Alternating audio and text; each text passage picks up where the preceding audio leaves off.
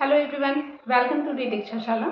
जैसे कि आप सभी जानते होंगे, जो भी केवीएस इंटरव्यू की प्रिपरेशन कर रहे हैं, जिनके भी मार्क्स थोड़े ठीक ठाक बन रहे हैं, जिनको लग रहा है कि इंटरव्यू के लिए कॉल आ जाएगा, जैसे कि आंसर की आ गई है, सब ने अपने मार्क्स भी मैच कर लिए, तो वो प्रिपरेशन करने के लिए कोई किसी कोचिंग में जाकर प्रिपरेशन कर रहा है, तो कोई मॉक इंटरव्यू दे रहा है, तो कोई कॉन्ट्रेक्चुअल टीचर की वैकेंसी इस टाइम चल रही है, कोई वहाँ पे जाके ट्राई कर रहा है। तो मेरे भी मार्क्स उसी अराउंड है कि इंटरव्यू के लिए कॉल आ जाना चाहिए।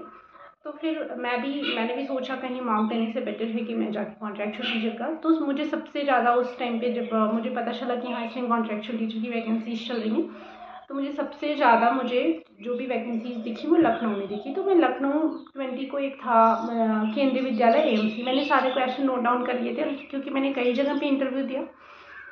तो मुझे लगा कि सबकी डेट और एड्रेस और क्या क्या क्वेश्चन पूछा गया सब मुझे नोट डाउन कर लेना चाहिए। तो मैंने सब नोट कर लिया था। तो सबसे फर्स्ट इंटरव्यू मेरा जो था 20 मार्च को, वो केंद्रीय विद्यालय एएमसी लखनऊ में था।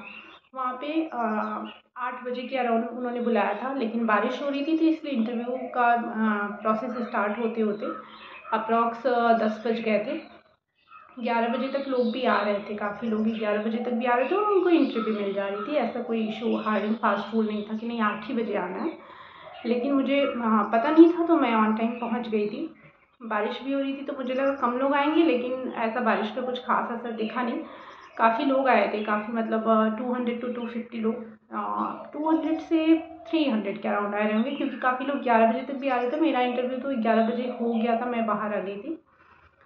फिर सबसे पहले डॉक्यूमेंट वेरिफिकेशन हुआ, फ़ोटोकॉपी सारी अटेस्टेड उन्होंने मैच कराया, और ओरिजिनल डॉक्यूमेंट, जिनके पास ओरिजिनल नहीं थे उनसे बोल रहे थे कि आप ओरिजिनल की फ़ोटो दिखा दो, जॉइनिंग होगी जब आपकी, तब आप ओरिजिनल लेके आओगे तभी होगी। तो फिर मैं सेकंड कैंडिडेट रही, और ये काफ़ी अच्छी भी बात रही कि मुझे उन्होंने प्रॉपर टाइम दिया। नहीं तो जनरली ऐसा होता नहीं है, जब लेट होने लगता है तो वो जल्दी जल्दी क्वेश्चन पूछ के भेज देते हैं। तो सबसे पहला क्वेश्चन, जैसा कि मैंने नोट किया, उन्होंने सबसे पहले मुझे बोला था इंट्रोड्यूस योरसेल्फ इन इंग्लिश।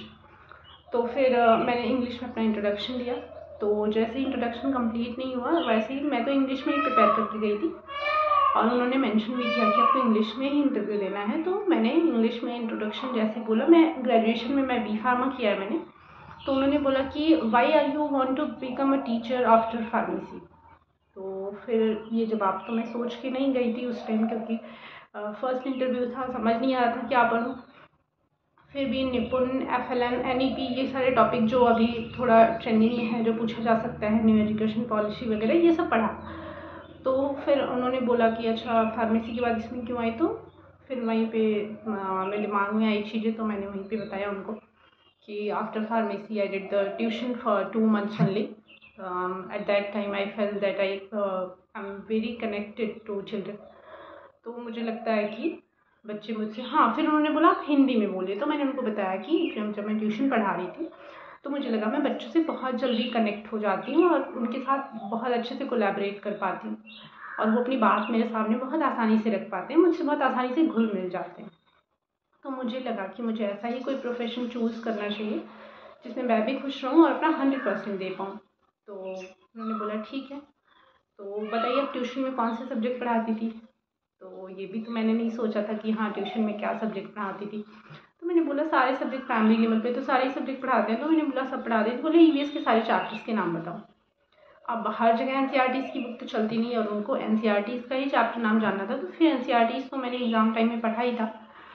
तो कुछ चैप्टर के नाम, जैसे ब्लो कोल्ड, ब्लो हॉट, और भी कुछ चैप्टर एनिमल वगैरह से रिलेटेड है, उसमें से मैंने कुछ बताया। तो उन्होंने बोला अच्छा ठीक है, आप चलिए एनिमल को कैसे पढ़ाएंगे, बच्चों को एनिमल कैसे इंट्रोड्यूस करेंगे, कैसे पढ़ाएंगे, चलिए पढ़ा के बता दीजिए, हम पैनल मेंबर को ही स्टूडेंट समझ के। हमने कहा ठीक है। फिर हमने बोला कि सर कुछ और, सब कहते थे एक पोएम तैयार करके चले जाओ, एक पोएम। तो मैंने एक जू मैनर्स, इंग्लिश का चैप्टर था, एनिमल से ही रिलेटेड था, कोइंसिडेंस इतना अच्छा था। मैंने बोला एनिमल से ही रिलेटेड मैं एक जू मैनर करके चैप्टर है, पोएम इंग्लिश की, वो पढ़ा दूँ मैम। तो उन्होंने बोला कि ठीक है चलो वही पढ़ा दो। तो मतलब उनकी इच्छा तो यही थी, जो उन्होंने कहा मैं वो पढ़ा पाऊँ। बट अनफॉर्चुनेटली वो नहीं पढ़ा पाई, क्योंकि पढ़ाने को तो पढ़ा लेती, मुझे लगा जो मैं अच्छे से पढ़ा पाऊँ। तो मैंने डेमो टीचिंग किया उनके सामने जू मैनर्स पे। अगर वो डेमो टीचिंग की मैंने वहाँ पे कैसे किया, मतलब आप चाहते हैं जानना कि मैंने डेमो टीचिंग वहाँ पे कैसे किया, तो आप मुझे कमेंट सेक्शन में बताइएगा, मैं डेमो टीचिंग के भी वीडियो आगे लेके आ जाऊँगी। फिर उन्होंने मुझसे पूछा कि अच्छा हाँ ईवीएस के चैप्टर पूछे, फिर बोले अच्छा एनिमल पढ़ा दो। उसके बाद लास्ट में उन्होंने मुझसे कहा कि अच्छा पेपर पे एक पेपर दिया, बोला कि इस पेपर पे तुम अपना नाम अपना एड्रेस हिंदी में, फिर उसके नीचे इंग्लिश में। उसका रीज़न ये था क्योंकि क्लास में बोर्ड नहीं था तो वो हमारी राइटिंग चेक करना चाह रहे थे जस्ट, और कोई खास बात नहीं थी। फिर उन्होंने बोला कि ठीक है, लास्ट में एक सिचुएशनल बेस्ड क्वेश्चन दिया, उसको मैंने क्या आंसर दिया ये अभी मैं आपको नहीं बताऊँगी, नेक्स्ट वीडियो में ज़रूर बताऊँगी। और इसके और क्या आंसर हो सकते हैं ये आप हमें कमेंट करके ज़रूर बताएंगे। उन्होंने पूछा था कि कोई बच्चा है जो क्लास में जिसका एकदम खोया खोया सा रहता है, उसका पढ़ने में मन नहीं लगता, एकदम शांत सा हमेशा मतलब पीछे बैठता है, तो आप उसको बाकी बच्चों के साथ कैसे शामिल करेंगी। हाँ, ईवीएस पे उन्होंने एक क्वेश्चन और पूछा था जो मैं मिस कर रही थी। उन्होंने पूछा था कि आप ईवीएस में बच्चों को जैसे पोएम पढ़ा रही हैं तो इसमें बच्चों को कैसे इन्वॉल्व करेंगी। अपने तारे ज़मीन पर मूवी देखी, हमने कहा हाँ मैम। तो उन्होंने बोला कि अच्छा उस मूवी में आमिर खान कैसे गाते गाते सारे बच्चों को, इवन मैं वो मूवी भूल गई थी, फिर इंटरव्यू के बाद मैंने उस मूवी को देखा कि उसमें सच में आमिर खान जैसे ही फर्स्ट डे क्लास में आता है तो वो सारे बच्चों को एकदम नाचने गाने में इन्वॉल्व कर लेता है, जिसमें कि ईशान अवस्थी नाम का जो बच्चा रहता है वो नहीं इन्वॉल्व होता है। तो फिर वो उसकी एनालिसिस करता है, एट लास्ट वो सोल्यूशन भी ढूंढ के लाता है। तो मैम का भी यही सेंस था कि आप बच्चों को कैसे इन्वॉल्व करेंगी। तो मैंने बताया उनके मतलब पूरे क्लास के अराउंड जब भी पोएम वगैरह होगी या कोई भी क्लासेस चलेंगी तो मैं कोशिश करूँगी मेरी रीच सारे क्लास तक पहुँचे। फर्स्ट थिंग, सेकेंड थिंग कि अगर ज़रूरत पड़ी तो उनको क्लास से बाहर वाला भी इन्वायरमेंट में ले जाके उनको कुछ चीज़ें प्रैक्टिकल करके दिखा के और उनको खुद से करने के लिए वो प्रमोट करके, तो ऐसे बच्चों को हम इन्वॉल्व करेंगे। तो बोली ठीक है।